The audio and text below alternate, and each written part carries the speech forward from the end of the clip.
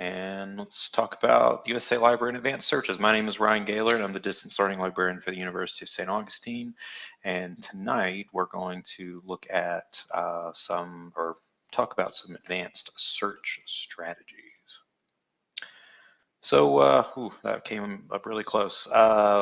So what's on the docket tonight? We're going to identify useful resources and tools available through the University of St. Augustine's library website. We'll kind of do a brief overview of that, but it'll be very brief because this is more of an advanced search webinar instead of kind of like a basic searching stuff.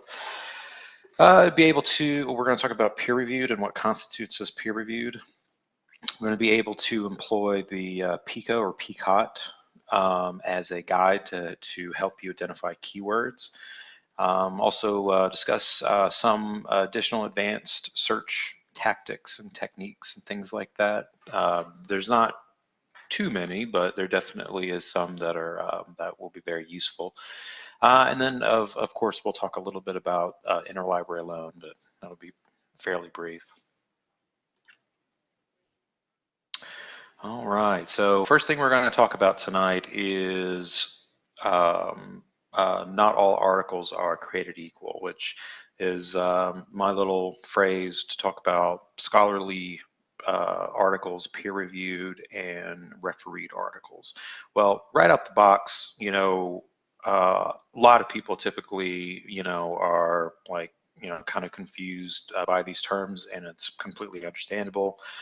But to go ahead and help you really quick, peer-reviewed and refereed are actually synonymous. That those are pretty much the same thing.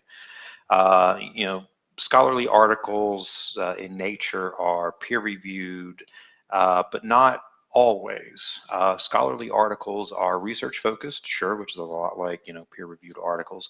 Although peer-reviewed articles and scholarly articles share a lot of similarities. They're not exactly peer-reviewed by a, say, board, by a board of their peers prior to publication. So that's actually one of the differences between scholarly and peer-reviewed. And I'll go a little bit more into peer-reviewed in just a second. When you're thinking the differences between those two, because let's just go ahead and say that peer-reviewed and refereed are the same thing. Some of the things that you'll look for that will help you identify exactly what a peer-reviewed article, peer-reviewed journal is versus a scholarly article or scholarly peer-reviewed journal. There's usually like a couple things that usually pop out to you, and here's some symptoms, I guess. For scholarly journals, I'm one of the ones that's a real popular one that's kind of considered more of a scholarly journal, which is JAMA. They're frequently very plain, sort of magazines, a little in the way of pictures with usually not a lot of ads or anything like that.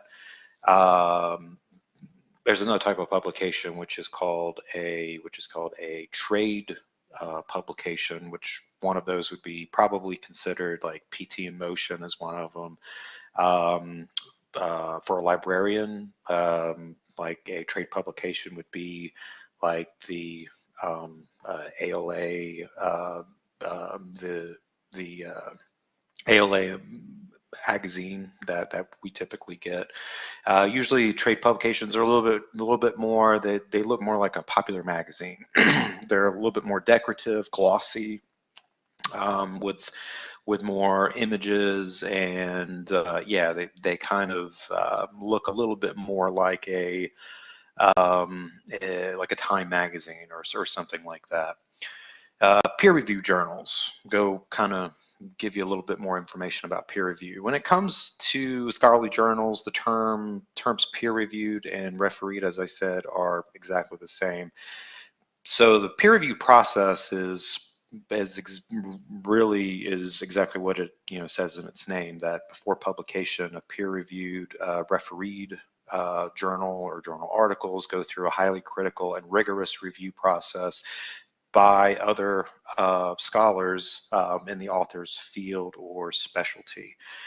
This review process ensures that the content being published is first being evaluated by the author's peers, hence peer-reviewed, and that it also reflects a solid scholarship in the field of study. Some examples that I usually like to throw out are OT practice is one of them, which is occupational therapy one.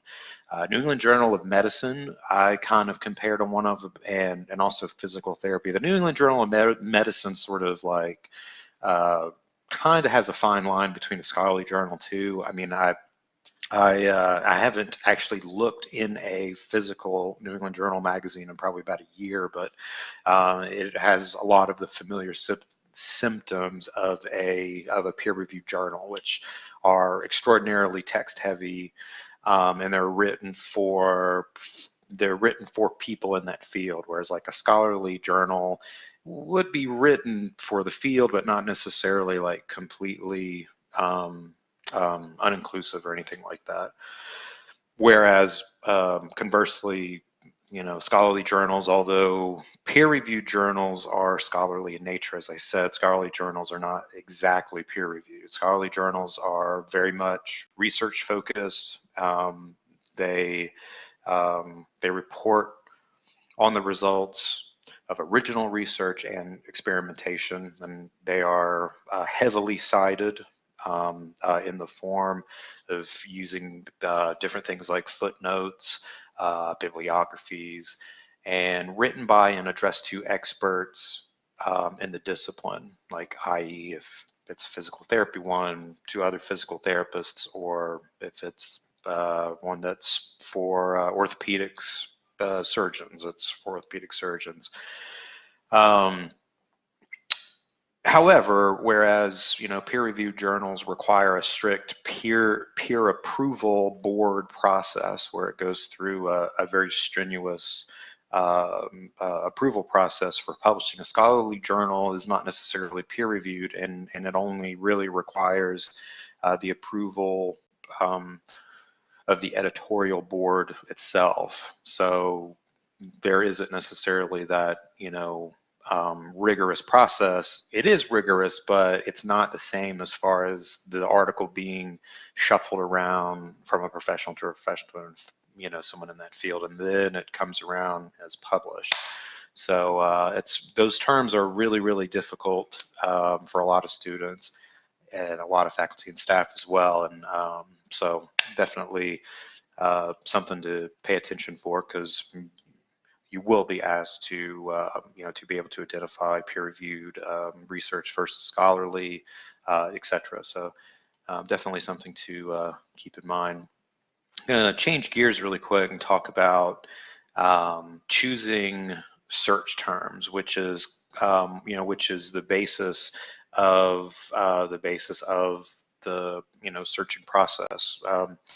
It's the ground floor of it is to come up with a clear search string. So let's say your instructor gives you a topic, and maybe the topic is exercises for patients, or to help patients overcome knee osteoarthritis. A normal researcher would take that statement, exercises to help patients overcome knee osteoarthritis. What I usually suggest is to sit down with your pen and paper, or in a Word document, and simply come up with a simple phrase which states exactly the focus of your research. You probably, after writing this out, where your topic is exercises to help patients overcome knee osteoarthritis, you probably would then want to investigate some of the different types of exercises that are out there, and maybe after a look-see, you decide to, let's say, after doing some quick investigation, you kind of figure out that, hip exercises might be a good starting point. So if anything, hip exercises and whether they should be a addition um, uh, to a patient's rehabilitation, maybe that's your topic. And so you kind of grow a topic that way, and you kind of come up with your own sample research question. So you sit down with this and you go, okay, so are hip exercises an effective addition to the traditional rehabilitation of a patient with knee osteoarthritis? Well, we always suggest, if you're doing any sort of search, that one of the best methods around is to use the PICO PCOT, which if you break this question down into its major concepts, which if you break it down, you're looking probably hip exercises, rehabilitation, patient knee osteoarthritis is probably like the most important, clearest concepts to use as keywords, and apply it to PICO, which will typically help you extract the most pertinent keywords, whereas it's sort of broken down. Now, this is a version where it's patient problem. I've seen some that are patient population problem and so, and so they tend to vary somewhat, but if you break it down into this simple format, that that it really can help you visualize exactly what type of research, exactly what you will use to begin your journey, which is one of the hardest parts. So for us, what we're looking at is, with our question that we sort of postulated from doing some investigation about hip exercises and knee osteoarthritis, we're able to kind of look and say, okay, so the patient and problem here is knee osteoarthritis. The intervention would be, in our case, it would be hip exercises. Now, at this moment, there isn't really necessarily anything to compare or control. There actually could be, something later, that's for sure. But like we said, at the moment, that really isn't an issue. Um, so basically, you actually don't have to, to actually have something for each space. It's just what fits your research question. And of course, the overall outcome being that it's rehabilitation for your patient. Now, time and type of study, that can change, that can vary, that can be added into the mix later. But right now we have knee osteoarthritis, hip exercises, and rehabilitation, which are, as I said, like the real main concepts of our research question that we've kind of put together. So let's get started as far as like kind of looking around and seeing what we can find. I'm going to open up the library's homepage. Getting a lot of traction today. I think something's due on Sunday. Excuse me. And so as far as searching goes, we're just going to get right into the process of searching. So we'll do knee osteoarthritis, and let's see.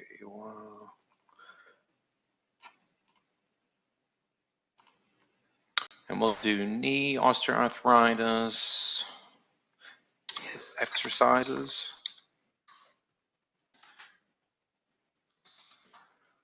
And we can do rehabilitation now. I mean, we can also leave it off, but since we're here, we might as well go ahead and get started. I was talking about this last night to my IPE 7,000 students, but it's important just to realize that when you're beginning your search on the ground floor, that, you know, try to refrain from using any sort of Boolean, you know, terms or anything like that, or Boolean operators and truncation and things like that, because really when you're beginning out the search process, you're essentially just, you know, sort of, you know, it's kind of like you're getting into a pool and checking the water's temperature. You know, you definitely don't necessarily want to completely dive in, but you know, but you definitely want to check whether or not that's warm or cold. So for this, I entered these search terms, and we're going to do a quick search using Search USA. Click search, and we'll have the results list will pop up here. Usually one of the first things that you'll want to do is log into your USA email address, or log into your USA library account, so you can make this little yellow bar disappear. So you go up here to Hello Guest, and then we'll go log in. It's your USA email address and password. All right, once you're logged in, we already have a couple possibilities already that have shown up. We have limiters here on the side, limiters here, and then these are filters that we have down at the bottom. So the limiters that we have here to use as we just kind of browse through, you know, what's available is, if you're interested in exactly what the library has immediately, you would probably want to do available in library collection, or at least use that limiter, because then it'll filter everything that you don't have immediate access to. Now you actually could still have access to the other articles that are removed. I think it's about 1,000 or so, but you know, if I use the limiter here, it's just simply just going to filter the stuff that's available right here, right now. Catalog only. So the library catalog is a little bit different as far as you know, Search USA. The library catalog searches the library's, mostly the library's physical holdings and its ebook collection. Search USA searches, you know, everything, including the library catalog. But as you saw there, when I did a little click to see whether there was anything available to the library catalog, we really didn't get anything. But that's just because that there didn't come up with these series of this batch of keywords. It didn't flag anything in the catalog, although I'm pretty sure that there is books available that are cataloged in the library catalog, which is the physical items that are located at each individual campus. You can use peer-reviewed limiter. This means, of course, it'll just limit you to what is deemed as a peer-reviewed article. Pretty helpful feature, but again, I know if you're just beginning to search, you probably, you know, don't want to use a lot of filters or a lot of limiters in the beginning, because of course, you know, it's better just to kind of check and see what's out there first. Date publication down here, you can plug in the date if you want. There's articles going back, at least using these keywords in our collection, that go back to 1939. It's pretty long time ago. Or you can use the little toggle down here. So I don't know, let's say you want the last 10 years. So 2008. I just did an update. One thing that I forgot to mention actually is that is when I did my keyword search, that I didn't really intend to put it in really any sort of order, just because the fact that the order, of the way that it appears in the search bar really doesn't matter so much. So, just to mention that, I forgot to mention that before. So this first article looks pretty promising for us, especially if we're looking for exercises. Hip looks like hip, knee benefits, patient beliefs for people with hip, knee, or hip and knee osteoarthritis. This might be an interesting one to keep. We can, of course, view it if we want by clicking on the entry and kind of taking a look at it. Now, this is a systematic review, and if we want to view the article in full, we just have to click on View Full Text Article within the Cochrane Systematic Review Database, which is, of course, one of the databases that SearchUSA searches. Again, SearchUSA is not a database. It's a search engine, which of course searches a lot of other databases that we have.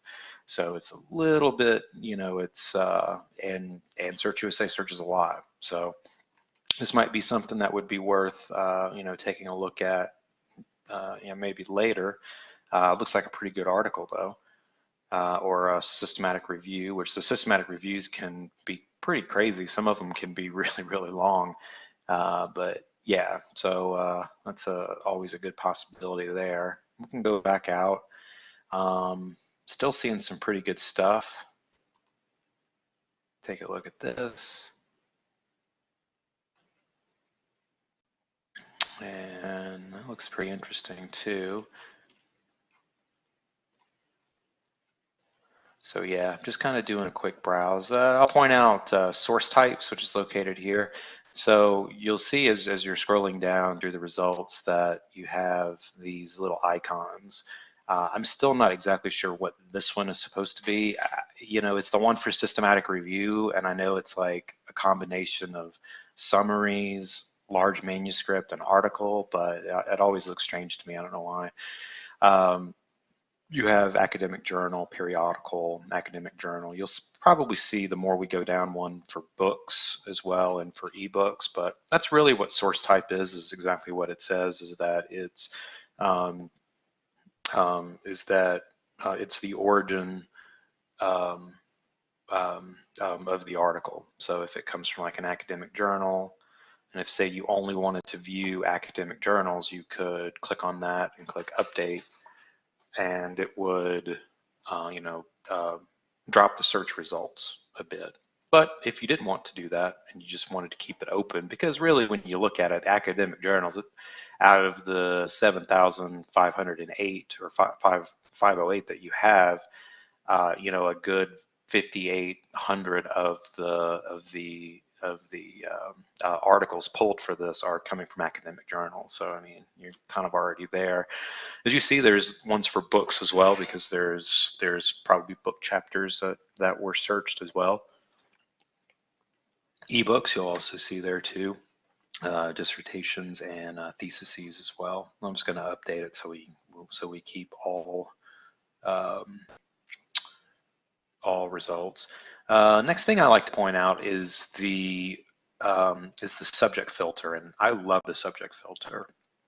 So when really to use the subject filter is one of the questions that I typically get.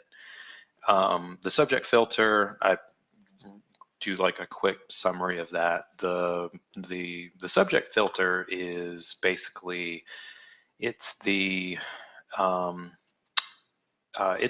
okay. So every entry that's been indexed in SearchUSA, and you could say this about PubMed, or you can say it about ProQuest, or any other search engine which searches databases.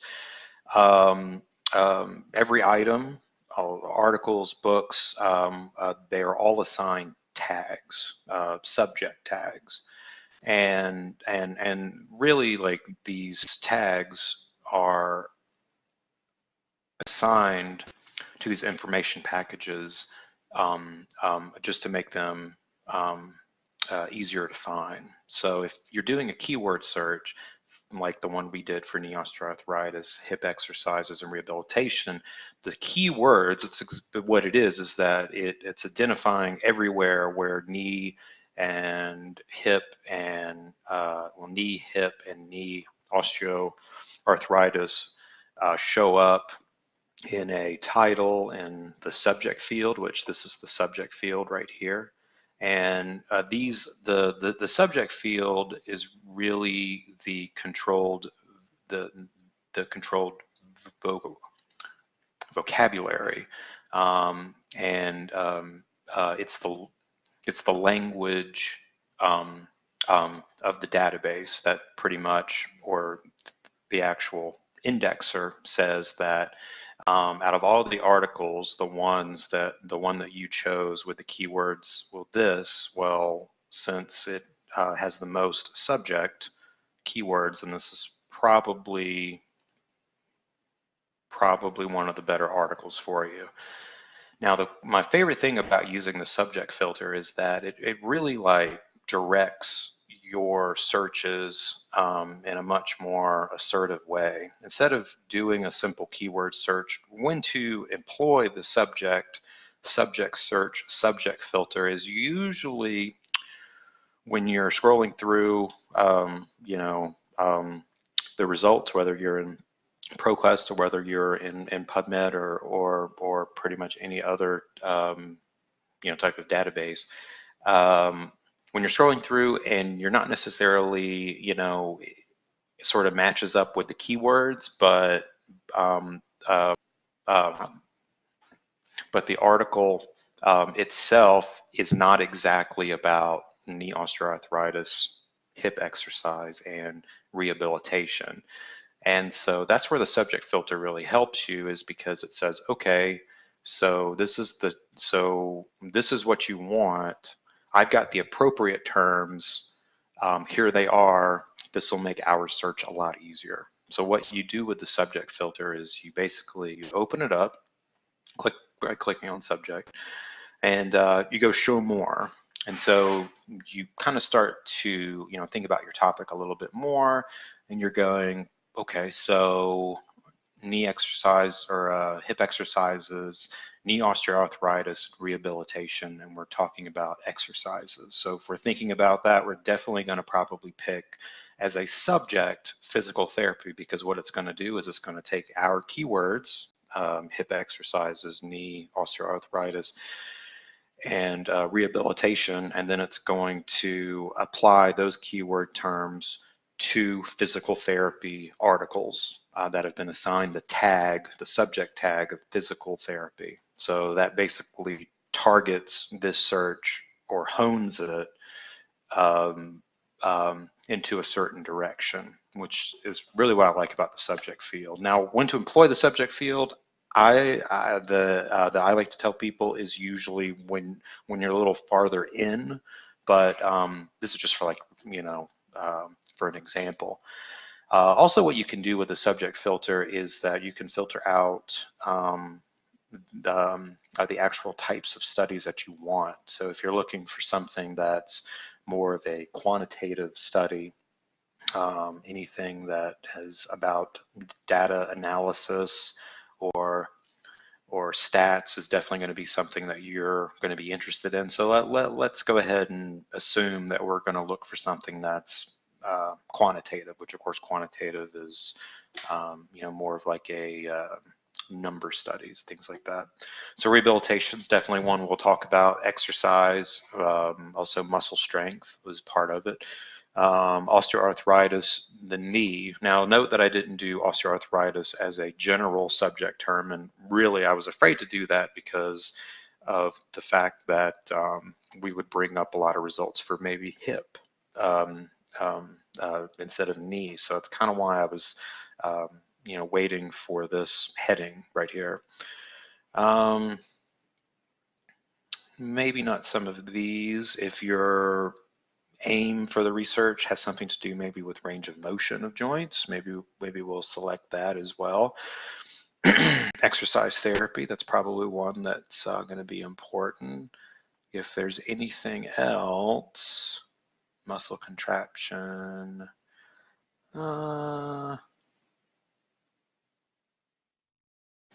maybe we'll come back to some of these because this will be the pretty much maybe the reason why that the patient has knee osteoarthritis to begin with, maybe is because of previous surgeries. But if that's a part of the treatment plan, or if it's a part of the patient's history, then you may want to include it.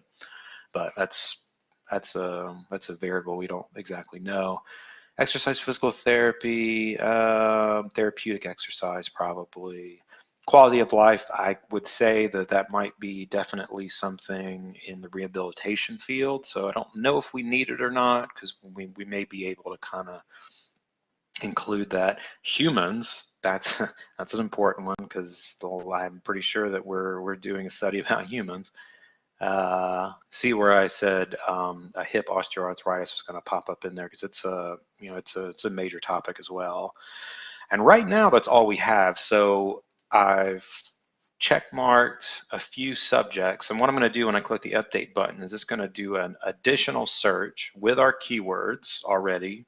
It's going to do a keyword search, but then it's going to apply the subject fields at the same time. So when I click update, it'll change. It'll look different. Of course, there's still going to be some, some of the articles that immediately,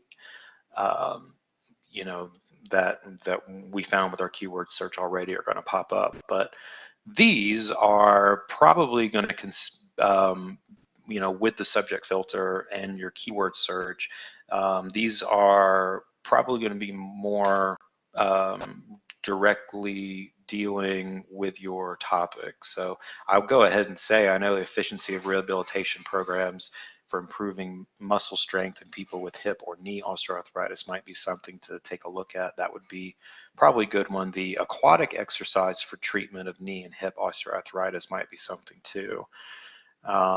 Hip strength, people with symptomatin, that would be a good one as well. So to access that one, PDF full text. And one of the things that I always tell students to do, and I'm going to minimize my screen really quick. Those are my kids, by the way. One of the things that I usually like to show students, and I did it last night when I gave a presentation, is about using a Word document or a Google Doc or something like that, just to house keywords and major subjects and things like that. And this is like a sample that I typically use. It's of course not the keywords that we're using for our current search, but this is kind of on the same. Where did everything go? It's kind of on the same wavelength, is to keep track of this. The other great thing about keeping track of your keywords as you search is that your research topic, and the types of subjects that you may encounter, keywords you may encounter, that's going to evolve. I think I closed out our session by accident, and I'm not logged into my account, so that's another thing I'll mention. I would have been able to go directly back to the search that we were doing, but I wasn't signed into my MyEBSCO host sign-in page, which is up here at the top. So your MyEBSCO host sign-in account that you can sign up for, it's a completely free account, and it's completely separate from the USA Library, but it's extraordinarily useful because you can save articles, you can You can save your searches. You can set up alerts.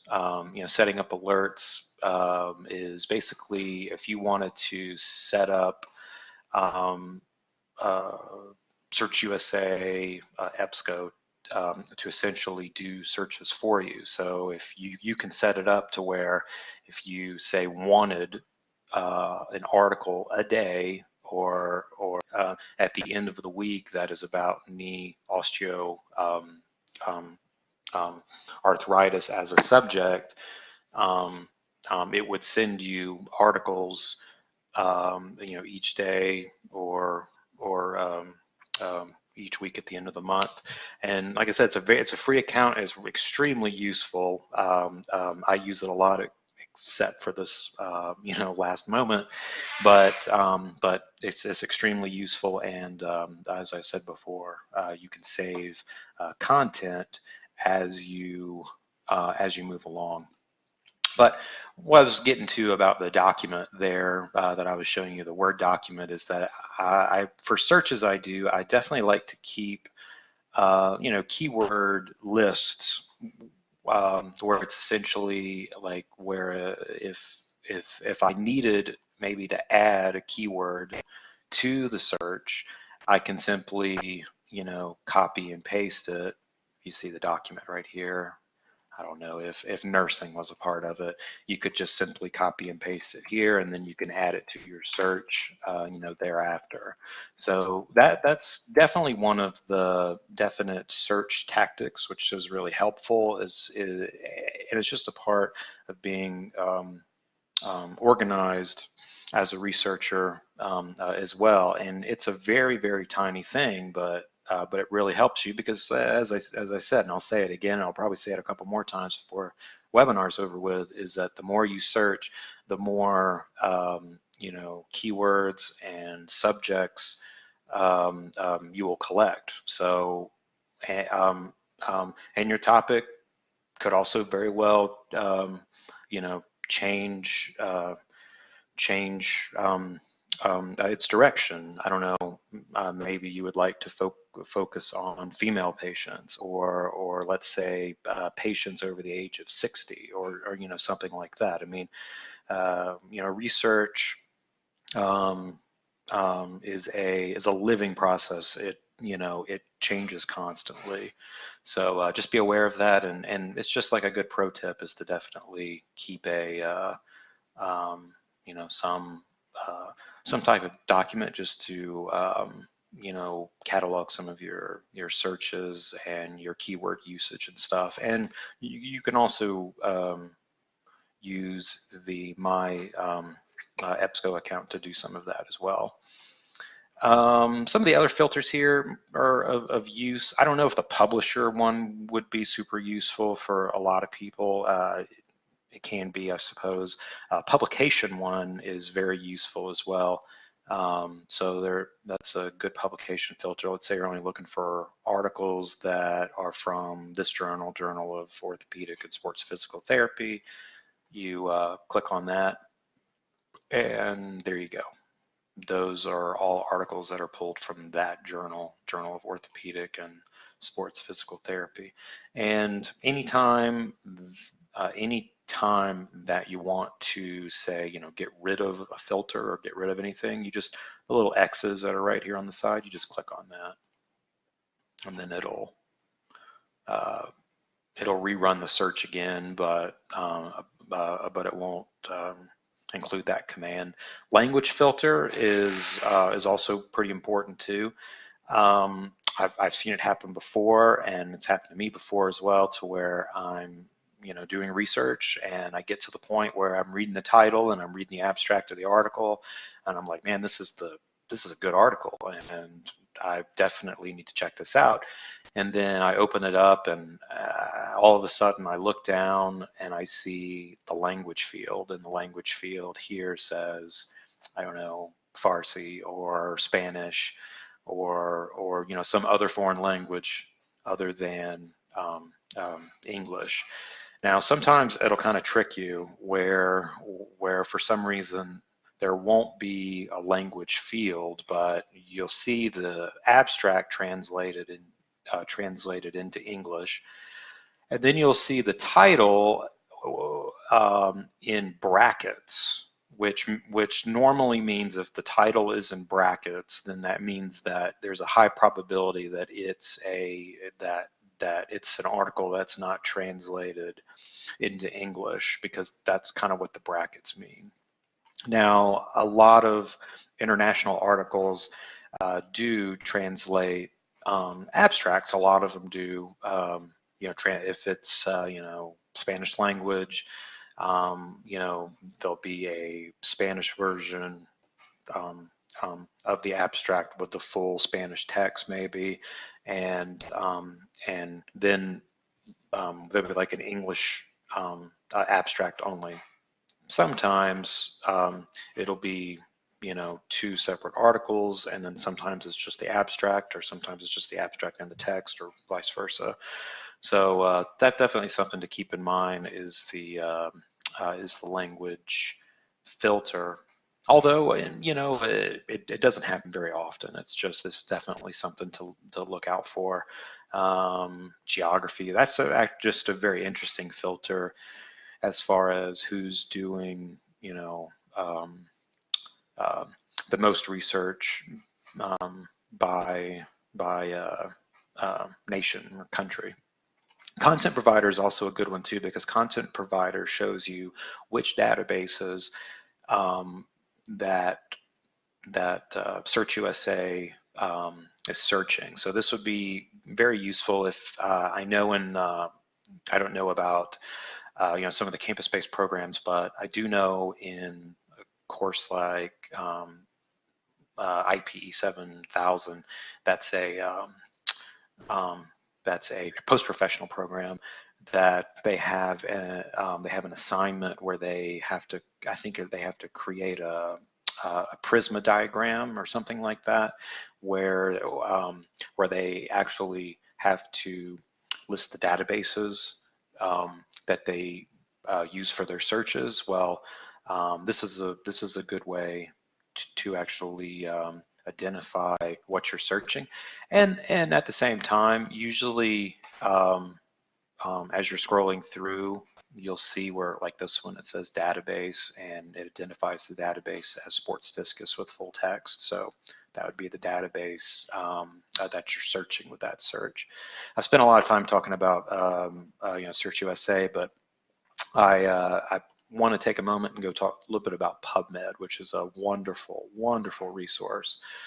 PubMed is definitely one of my all-time favorites. Now, SearchUSA doesn't search PubMed, and most often it doesn't search ProQuest. It searches some ProQuest content, but not everything. It definitely doesn't search PubMed content. So when you see me link out, what it's doing is it's doing a separate search using PubMed, using our keywords. Unfortunately, not the date range, as well as the subject filters. It essentially just does a new keyword search for us using PubMed. Now, what's great about PubMed is that PubMed is it's probably one of the best, probably the best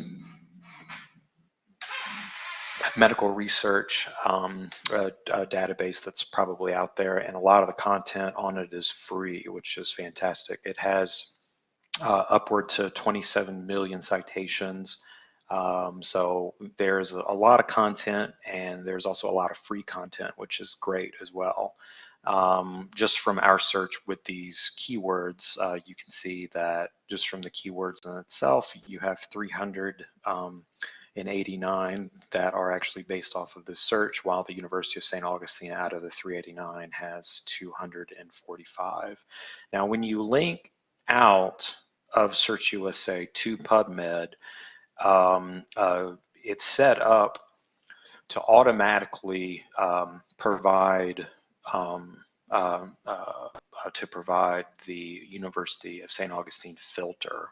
So because normally if you were to go to PubMed's website and do the same search, actually that filter wouldn't show up. So it's almost always best just to do your search in Search USA first, and if you're not exactly finding, some of the information that you really want, and you want to take that search to PubMed, then the best part is you can sort of search, both at the same time, which is pretty cool and pretty helpful.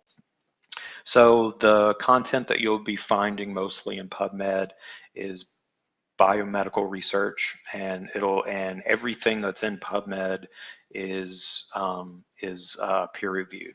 Now, I could go into a lot of detail about PubMed. It's a great tool, and I learn something new about it every single time. But this is another great place to search. I will have a PubMed webinar for probably coming up next month. So definitely look for that to come up. This is a great resource. I'll just click on an entry to sort of show you. But yeah, if you're looking for medical research, the hardcore stuff, this definitely is going to be one of the places you'll go to. And this is available free, full text by the PMC database. And as you see, if it's available through the university, there will be a shield right there. That's the University of St. Augustine shield. But PubMed is absolutely fabulous. Now, I meant to click into ProQuest and do it, but there is, I don't know why I reported it, but there seems to be an issue with linking out to it, and I've got to figure out what the problem is with it.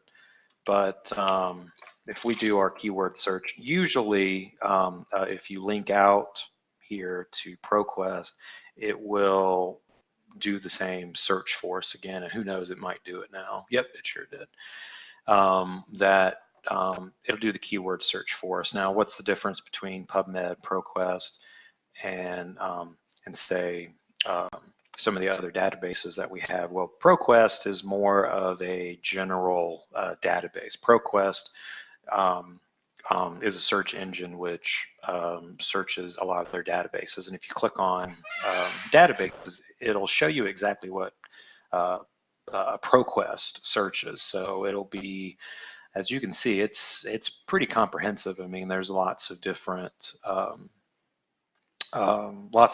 content collected, everything from arts and humanities to biology to business information, criminal justice, education, health and medical collection, health management, Middle East and current affairs.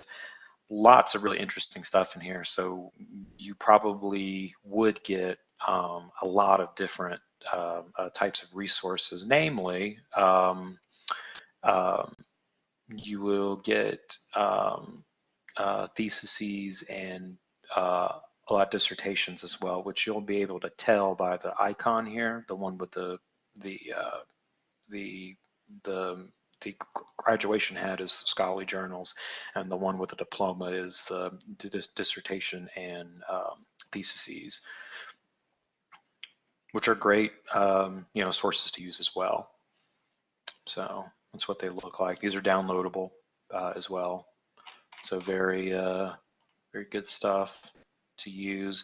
PubMed as well as ProQuest has its own limiters and filters to use. Like they've got the one for full text and for peer reviewed. A lot of interesting content in here. Yeah, their subject filter is a little different from the one that you're using when you use Search USA. Is that it does a include exclude. So if you want to, in your search, include human subjects, you include that. And so, yeah, it's sort of weird when you're doing it, because then you're going, well, I don't want patients with arthritis though. And so, yeah, it's definitely, it takes some getting used to, but it is pretty interesting and pretty cool. Also with the publication titles too, that's also would be very helpful. So I'm trying to think if there's anything else that I need to bring up tonight. I'm gonna look at my notes really quick. It's 9:52, so we still got a little bit of, I still have a few more minutes left if you want to ask any questions. There is one thing that I will mention that I just remembered is, you'll see on the USA Library's homepage where this thing's called full text tools. And a lot of the full text tools I have actually just gone over. So Search USA, PubMed, Journal Finder, as well as Google Scholar. Now, Google Scholar is a fantastic resource as well, especially if it's an article that you maybe want. That isn't exactly available yet through the library. I'm trying to find one right now that would be a candidate for like an ILL order. ILL, of course, stands for Interlibrary Loan. Our Interlibrary Loan Service, if you don't already know, is exceptional. It's usually if an article is ordered, usually it should be filled within a few hours, probably maximum about 5 days. And you can order them both through our services tab here or within Search USA. I'm just trying to find one that's not that we actually have to order, which I guess is a good thing. It's going to take us some time to find an article that we would actually have to order. Oh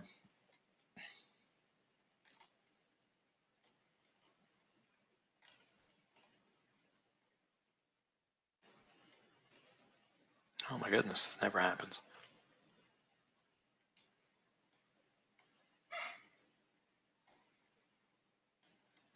Oh, here we go. So let's say that this is one that we're interested in, but unfortunately the library doesn't have access to it yet. And you would notice that it doesn't have access to it because the icon down here is the request through interlibrary loan. If you click on it, you would just put in your contact information or any comments you want to add to the order, and then you would submit the order, and then a member of the library team would then take that order, and they will find the article or the article or book chapter for you as well.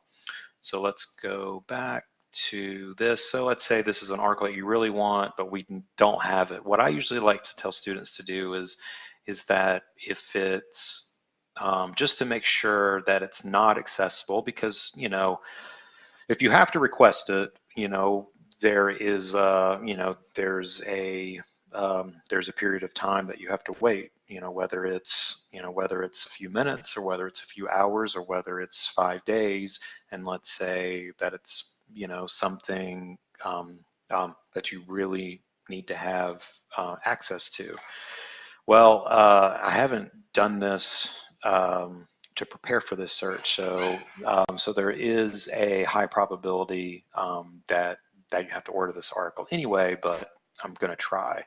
What I do if it's an article that's not available through the library is first place I'll go to is PubMed, especially since it's it's a medical-based article.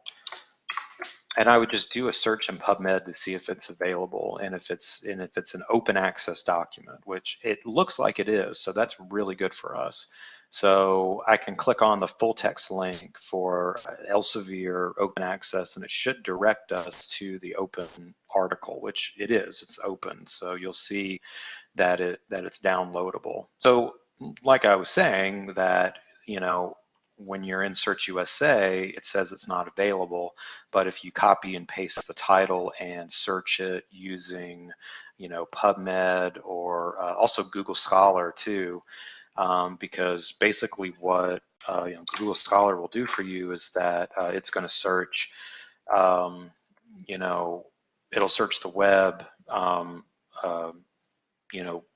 just to determine and just to see whether the article is an open access article, and as we saw using PubMed and as we see using Google Scholar, it is open access and you can download it just like that.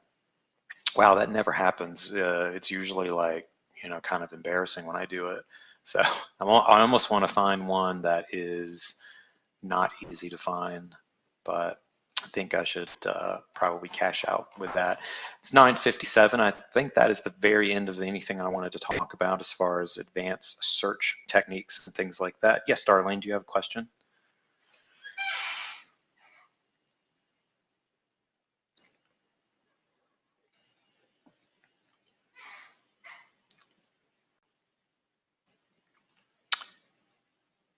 If you're talking, I can't hear you. But if you want to, you can always put put your question or put your comment into the chat, and then I can answer it that way too.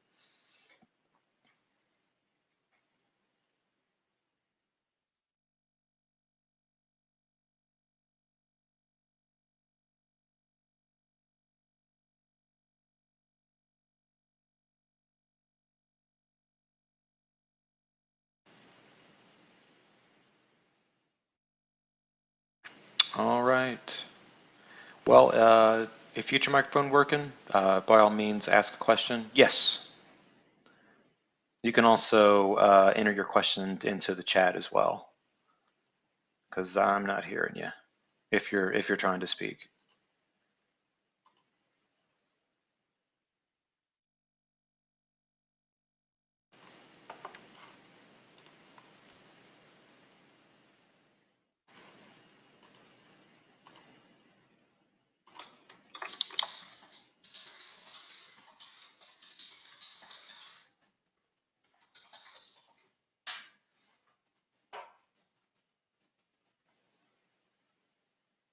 All right, so that is the end of the presentation tonight.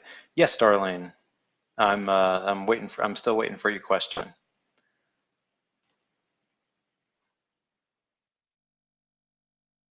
Like I said, unfortunately I can't hear you, and if you need to ask me a question, and if your mic's not working, you can by all means just throw the question over there in the chat. Oh, the audio is blocked. Can you unblock it? The audio, are you using the, let's try, it shouldn't be a problem. Right next, at the very bottom, there's the little microphone. You can click on the microphone and you can talk that way. Do you see that?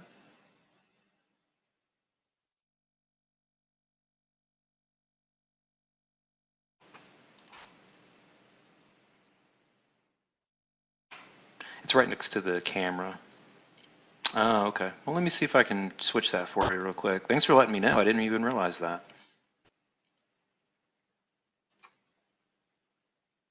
All right, give it a shot.